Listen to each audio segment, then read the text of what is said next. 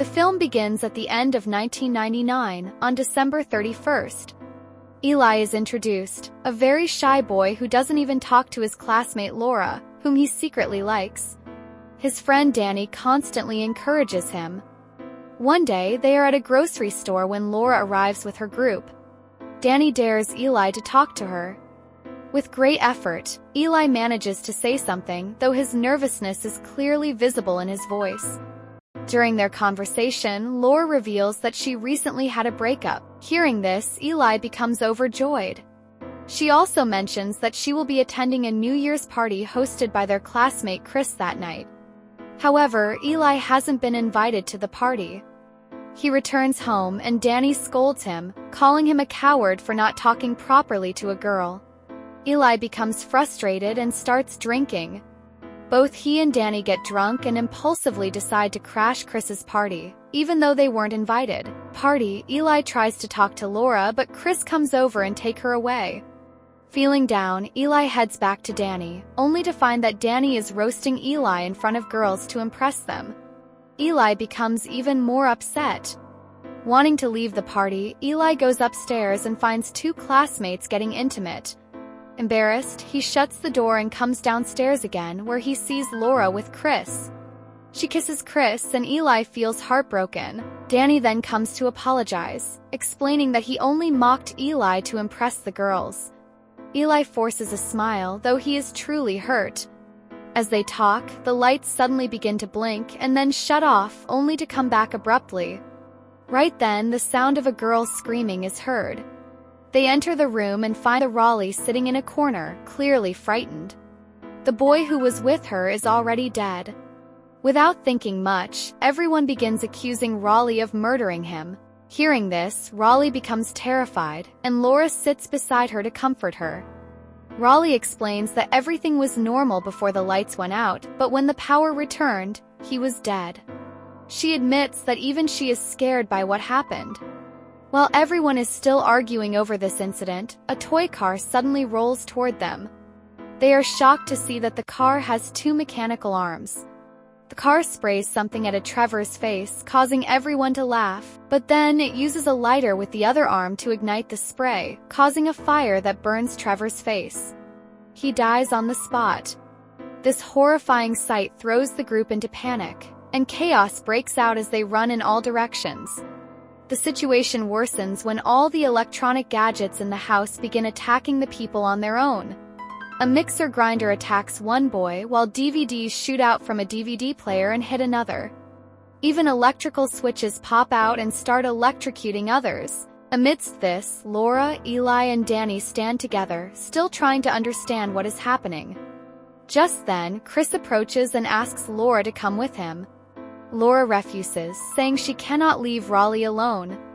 Chris coldly responds that in a situation like this, it's smart to save oneself rather than worry about others. He turns to leave, but suddenly the dishwasher's door swings open and he trips.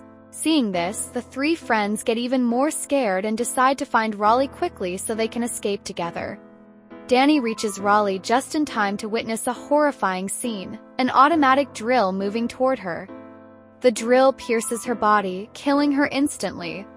Then the drill moves toward Danny to attack him, but he kicks it away, destroying the machine and saving himself. They all rush to a garage, where a few other students have also taken shelter. Everyone is confused and frightened, unsure of what to do next. While discussing the situation, Farkas speaks up. He says he knows what this is, it's Y2K. The others ask what Y2K means. He explains that it's a bug, and there were rumors that as soon as the year 2000 began, the Y2K bug would crash all computers and destroy technology. However, no one imagined that Y2K could make electronic gadgets attack humans. Considering the number of electronic devices in the world, the students realize that the chances of survival are very slim. Farkas then suggests that the only way to survive is to find a place with no electronics at all. Hearing this, Laura quickly proposes going to a factory, where all work is done manually using hand-operated machines. There is no electricity or computers there. The group must reach that factory as quickly as possible. To save time, they use various modes of transport. Some ride bicycles, others use skateboards or wear skates. Danny remembers his bag, which he feels is very important. As he turns back to get it, a robot attacks him from behind the door. A sharp object pierces his body, killing him. Eli tries to save him, but Danny is already dead.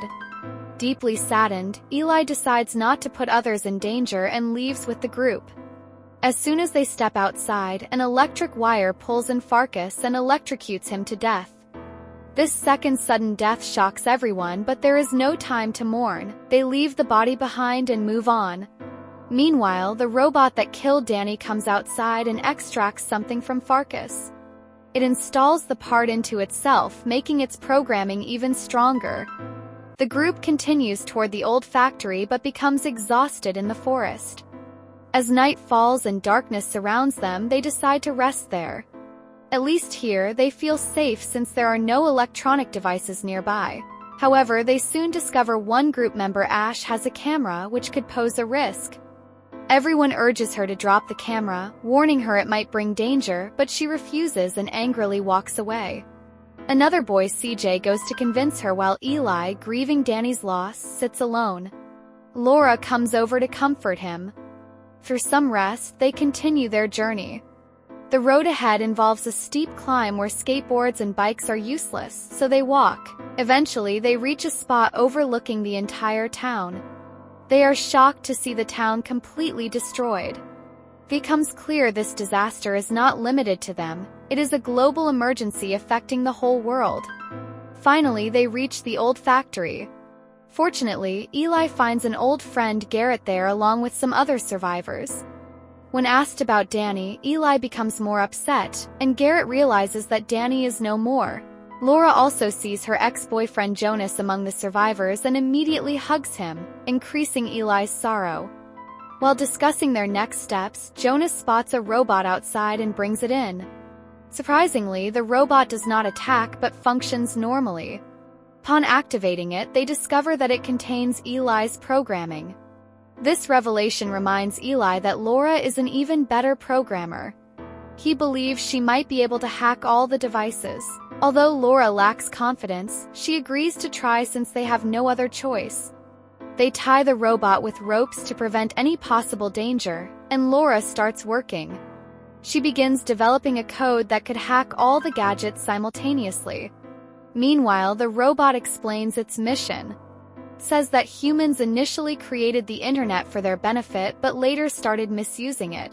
The same happened with electronic gadgets, which humans began to exploit for the wrong purpose, and because of that, machines and robots became furious and decided to show humans their true place.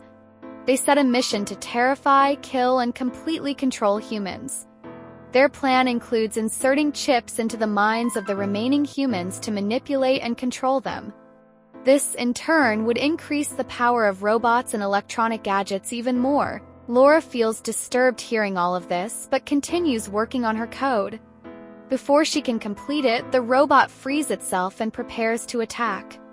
The situation worsens when it grabs Laura tightly. Just before the robot can kill her, Eli throws a glass of water on it, causing a short circuit. The robot collapses, saving Laura's life, but all the code she worked so hard on is lost. The group decides to stay at the factory for the night. During the night, Eli notices Laura and Jonas getting close again, which makes him feel lonelier than ever, especially since Danny is no longer there. He resolves not to sit idle. He decides that if he is alone, he doesn't need support. Instead, he should become support for others. He plans to help rescue the remaining people trapped in town. Eli takes CJ and Ash with him for his mission and sets off in the dark. Before leaving, Laura approaches and urges him not to go, fearing it may cost him his life. Eli responds that if Danny were alive, he would never sit back and would definitely help. Hearing this, Laura says she will join him. But Eli firmly says no, telling her to live her own life and not bother with losers like them. For the first time, Eli speaks to Laura with confidence. Though his words sting, Laura doesn't take them to heart, knowing they come from a place of pain. After they leave, Laura starts rebuilding the code. This time she works faster and with more success. Meanwhile, Eli, Ash, and CJ are moving ahead when the same robot reappears, snatches the camera from Ash and attacks her. Just as things get worse, Laura arrives with Garrett. Garrett attacks the robot, but the robot overpowers and kills him quickly. Shocked and frightened, the group hides inside a portable toilet. The robot tries to catch them and even grabs Eli's bag, but Eli manages to get free and shut the door. The robot angrily pushes the toilet, causing it to slip and fall down a slope. Luckily, everyone survives and ends up near a river, where they drink water, freshen up, and continue their journey back to town. They reach a shop with very few gadgets and are surprised to see the town's most famous rapper hiding there. He reveals that all his friends were killed by gadgets, and he has been in hiding. Laura tells him she has created a kill code that can hack the gadgets and stop their destruction. She explains that all devices are running on the same programming, and if the kill code is injected into the network, they will all shut down. Laura has also discovered that the network is being controlled from their high school. To complete the mission, the group heads there, moving silently and cautiously. The school's computer lab, they see the world's biggest computer from which all robots are being controlled. Just before they upload the kill code, a small robot attacks them. CJ sacrifices himself, taking all the hits to protect the others, and dies. The rest move to another room and witness something horrifying. The robots have imprisoned humans and are implanting chips into their bodies to control them. The famous rapper starts singing to distract the robots while Laura quickly begins the upload. Soon, the kill code updates the system and all the robots and AI devices shut down. Their mission is successful. All destructive gadgets fall lifeless to the ground. Fast forward 5 years, Laura and Eli are now together and visit Danny's grave to remember him. All the students still remember their lost friends. Though the AI glitch had ended, a slight glitch appears on one of their devices, revealing that the AI system might not be completely destroyed and could still bring disaster. I hope you liked my video. If you did, please like and share it. And if you're new to the channel, don't forget to subscribe. We keep bringing such content regularly. Peace.